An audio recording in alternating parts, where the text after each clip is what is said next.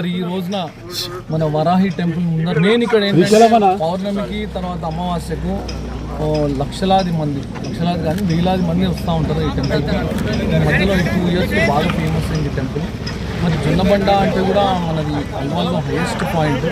ఈ కొండల్లో నీళ్ళంతా అప్పుడు ఈ వడ్డర్ బస్తీ ఉండే, ఈ వడ్డర్ బస్తీకి కూడా అప్పుడు మేము రోడ్స్, డ్రైనేజెస్, బోర్డ్స్ అవన్నీ పెట్టేయడం జరిగింది. ఈ రోడ్డు కూడా అలాంగ్ ద మన హైటెన్షన్ రోడ్ నుండి లోపలికి తీసుకొచ్చి అక్కడి వరకు వేసాం లాస్ట్ 2 years బ్యాక్. కానీ ఆ బీటీ రోడ్ వేసినందుకు వర్షాకాలం అంతా ఈ రోడ్ అంతా పాడైపోయింది.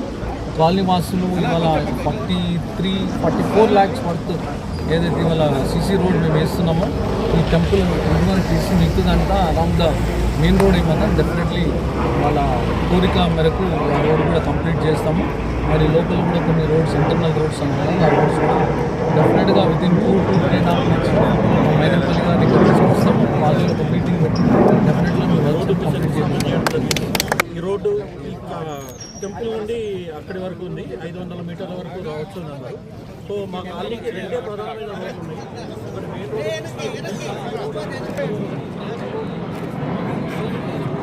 రోడ్